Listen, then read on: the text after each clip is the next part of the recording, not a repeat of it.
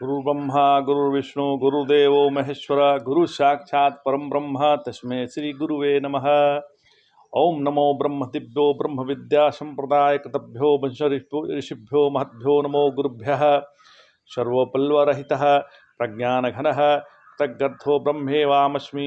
ओम नारायणं पद्भुवं वसिष्ठं शक्तिं च तत्पुत्रं पराशरं च व्यासं शुक्रं गौड़पदं महांतं गोविंद योगींद्रमथास्य शिष्यं श्री शंकराचार्यमथास्य पद्मपादं च हस्तमलकं च शिष्यं तम तोटकं वर्ति ज्ञान स्मदगुरु संतत मानतोऽस्मि श्रुति स्मृति पुराणानाम् आलयं करुणालयं नमामि भगवत्पादं शंकरं लोकशंकरं शंकरं शंकराचार्यं केशवं बादरायणं सूत्रभाष्यकृतो वंदे भगवन्तो पुनः पुनः।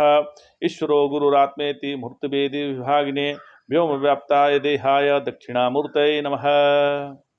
ओम श्री गुरुवे नमः। ओम श्री परमात्मने नमः।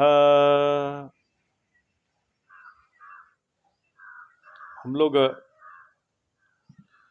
गीता के प्रथम अध्याय जो अर्जुन विषाद योग है उस पे उसका पाठ कर रहे हैं और साथ में उसका अर्थ सारांश भी समझ रहे हैं कि वो आखिर कहना क्या चाह रहे हैं।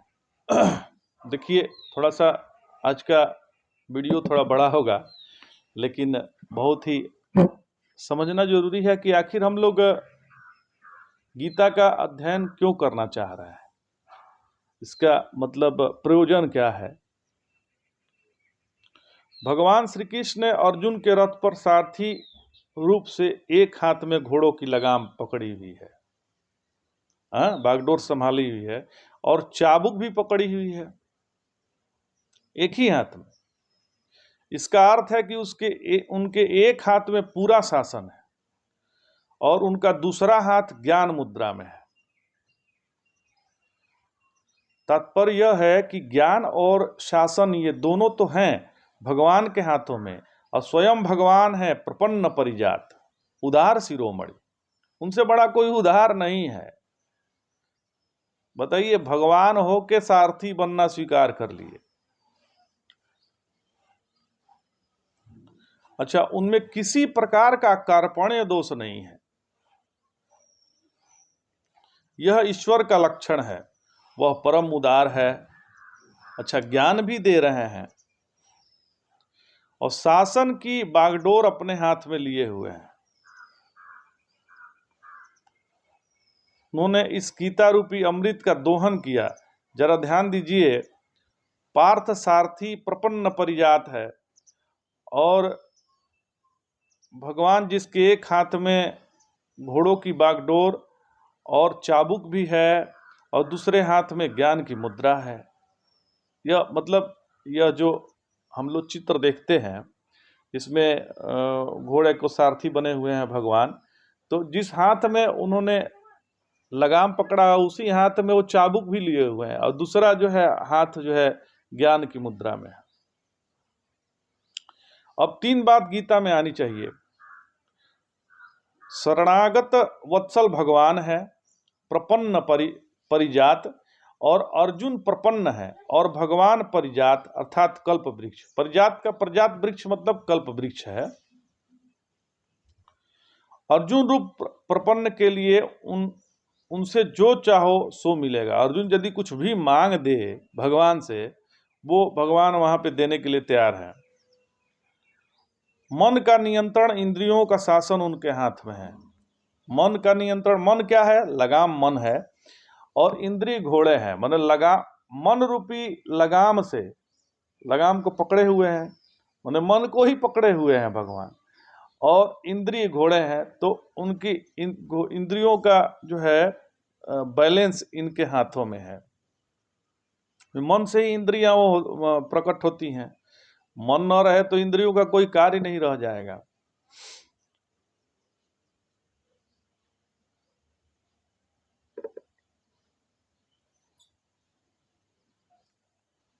और भगवान ज्ञानदाता है। इस प्रकार गीता अमृत में ये तीन बातें आई। भारतीय संस्कृत या वैदिक संस्कृत में ज्ञान तो दो तरह का माना गया है। क्या है दो तरह का ज्ञान? तो एक अनुभव स्वरूप ज्ञान है जो हम अनुभव करके प्राप्त करते हैं, और दूसरा अनुभवजन्य ज्ञान है। ये वेद हैं, उपनिषद आदि जो ग्रंथ हैं, इनमें मंत्र हैं, श्लोक हैं, परंतु ज्ञान का जो स्वरूप ये मानते हैं वह स्वयं अनुभव है। केवल मंत्र पढ़ देने से अनुभव तो होने वाला नहीं है। स्वयं जब तक उसको अपने में उतारेंगे नहीं, जानेंगे नहीं, तो वो अनुभव के पात्र नहीं होंगे। वह स्वयं अनुभव है, जैसे ब्रह्म है, आत्मा है, परमात्मा है, यह अपने अनुभव का विषय है। इस संसार में इस ज्ञान स्वरूप को ध्यान में रखकर कोई धर्म ग्रंथ नहीं बना। इसका अर्थ यह है कि पुरुष ने अपने अनुभव को, ज्ञान को इकट्ठा करने के लिए उसका वर्णन नहीं किया। संसार का अनुभव होने से पहले जो ज्ञान स्वरूप आत्मा था, वह ज्यों का त्यों ज्ञान ही था। अनुभव अखंड ज्ञान ही था। जगत के मूल में ज्ञान सबका सब दिया हुआ है, देने से पहले कुछ था। बड़ी अद्भुत बात है।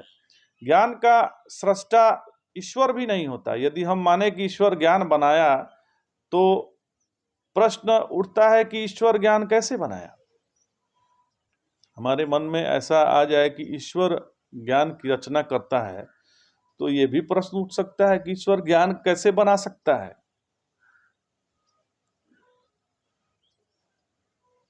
ज्ञान बनाने से पहले ईश्वर ज्ञानी था कि अज्ञानी? यदि ज्ञान बनाने से पहले ईश्वर ज्ञानी था, तो ज्ञान था ही। और यदि ज्ञान बनाने से पहले ईश्वर अज्ञानी था, तो अज्ञान कैसे बनाएगा? बड़ा अजीब सा प्रश्न है। इसलिए एक ज्ञान ऐसा है जो ईश्वर का बनाया हुआ नहीं है। यह जो ज्ञान ऐसा है, यह ईश्वर का बनाया हुआ नहीं है, और उसी ज्ञान से ईश्वर का पता चलता है। इसको हम लोग अपनी भाषा में अपौरुषेय ज्ञान कहते हैं। वेद क्या है? वह पुरुष बनाया हुआ ज्ञान नहीं। जिस ज्ञान से पुरुष बना है, वह ज्ञान है। इस ज्ञान में जीव और ईश्वर दोनों प्रकट होते हैं। एक है उपनिषद ज्ञान और एक है गीता ज्ञान। गीता ज्ञान श्रुति नहीं है, स्मृति है। यह बात सब आचार्यों को पता है। शंकर, रामानुज, निम्बार्क, मध्व, शैव, शाक्त सब मानते हैं कि गीता स्मृति ज्ञान है। कोई ऐसा नहीं मानते कि यह जो है श्रुति ज्ञान है। श्रुति ज्ञान के अनुसार होने पर भी यह है स्मृति। वो भले जो श्रुतियां गा रही हैं वही गीता गा रहा है, लेकिन यह स्मृति ग्रंथ है। ब्रह्मसूत्र में कोई 6-8 बार स्मृति के नाम से गीता का उल्लेख है। स्मृति कहने का अभिप्राय क्या है? भगवान श्री कृष्ण बड़े अनुभवी पुरुष हैं। मनुष्य को सुख दुख में जीवन कैसे व्यतीत करना चाहिए, यह उन्होंने अपने अनुभवों से समझाया है। आप लोग ब्रज के रसिया गीता को सुनकर यह न समझें, जो ब्रज में जो रोज गीता होता है, चाहे ब्रज में आप जाएंगे तो उस वहाँ श्री कृष्ण का अलग अलग टाइप का वर्णन, जैसे बाल लीला किए, ये किए, वो किए, बड़ा आनंद किए, खूब जो है मौज किए, कृष्ण के बारे में कहा जाता है। लेकिन थोड़ा सा कृष्ण के जीवन, जो उन्होंने जीवन जिया है, कितना कष्ट उनके सामने आए, उस पर थोड़ा ध्यान दें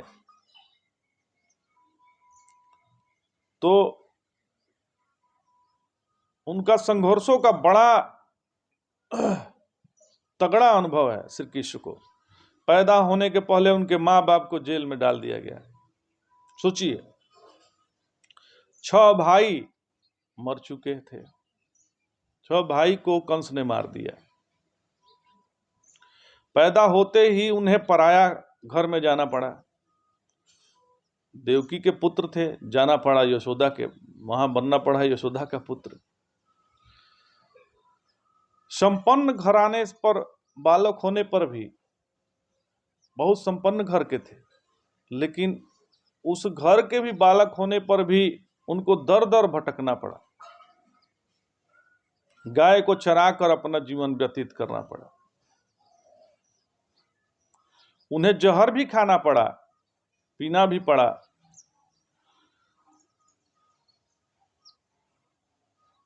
छकड़े के नीचे दबा दिए गए। सोचिए कैसे, मतलब कितना कष्ट उनके जीवन में आया है। तूफान का सामना करना पड़ा, अजगर लील गया उनको। हाँ, एक बार अजगर ही लील गया था। और मथुरा लौटे तो पहले मामा को ही मारना पड़ा।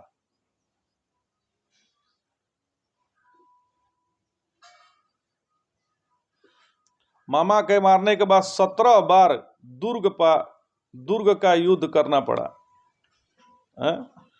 उनके गांव नगर पर दुश्मन ने चढ़ाई की, किले में रहकर उनका सामना किया।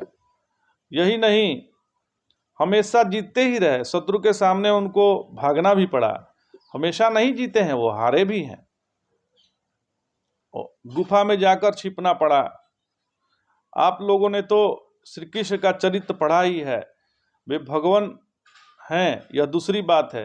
लेकिन जरा दूसरी दिशा में देखिए कि जिसको हम भगवान कहते हैं वो कितनी मुश्किलों से गुजरता है।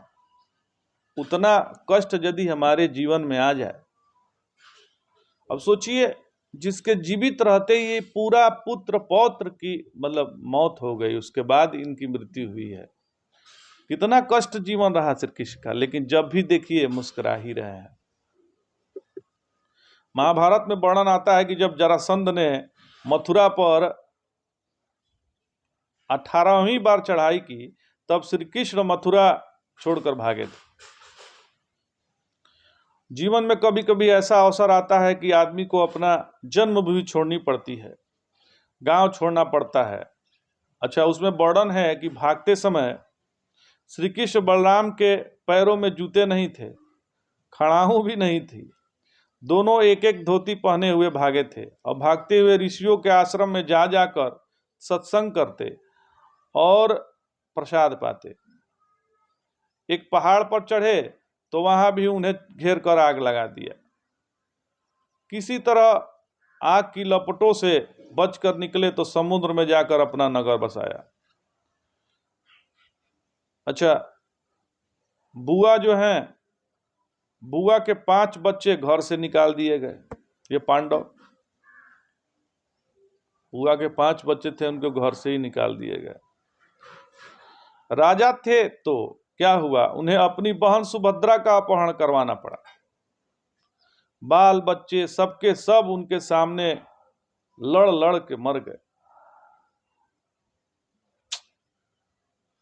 यदि आप उनके जीवन को एक साधारण मनुष्य का जीवन माने तो ऐसा मालूम पड़ेगा कि इस आदमी की जिंदगी तो रोते रोते ही गुजरी होगी।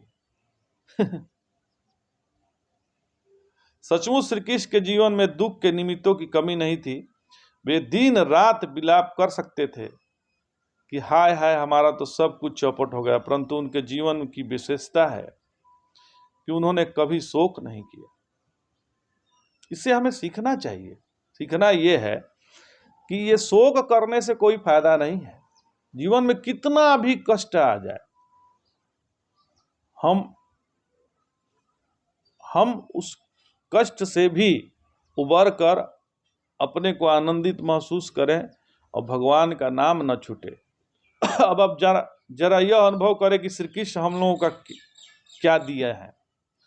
अब इस घटना से श्री कृष्ण ने हमको क्या दिए हैं, तो देखिए, स्मृति का अर्थ होता है अनुभवजन्य ज्ञान।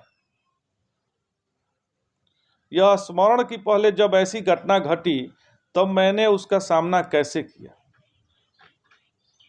ये सारी घटनाओं के बाद ये महाभारत हुआ है, और महाभारत में गीता का उपदेश बताइए दिए हैं ऐसी घटना घटने के बाद।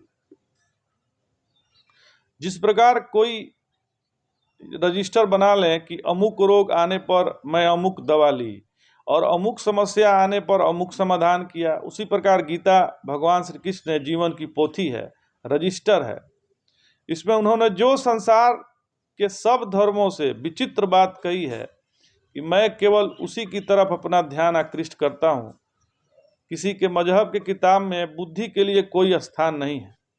दुनिया का कोई मजहब ले लीजिए, चाहे ईसाई धर्म हो या मुस्लिम धर्म हो, किसी मजहब में बुद्धि के बातें नहीं बताई गई हैं कि अपना बुद्धि कैसे सुधरे, कहीं बात नहीं कही हुई है।